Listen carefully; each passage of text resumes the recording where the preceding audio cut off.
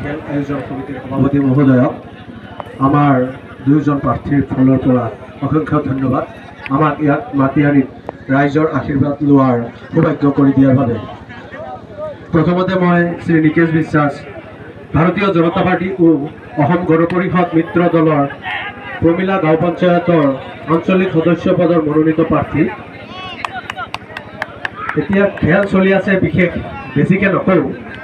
খেল আমাৰ প্ৰয়োজন, খেল স্বাস্থ্য ও বহুদূৰ আগুৱাই যোৱাৰ এটা আমাৰ সুন্দৰ পথ। খেলৰ জৰিয়তে আমি বহু দূৰলৈ যাব পাৰোঁ। আৰু এই আমাৰ যিটো ফিল্ড, এই ফিল্ডটোত আমাৰ আয়োজকসকলে 1-2 মাহ পিছে 3 মাহ পিছে খেল অনুষ্ঠিত কৰে। তাৰ বাবে আয়োজক মণ্ডলীক মোৰ অন্তৰটোৰ পৰা সেয়া পৰা শুভেচ্ছা যাচিলোঁ। আৰু সকলোকে আমাৰ বাপতি সাহোন ৰঙালী বিহুৰ শুভেচ্ছা জ্ঞাপন কৰিলোঁ। এইখিনিকে কৈ মই মোৰ কথা সমাপ্ত কৰিলোঁ।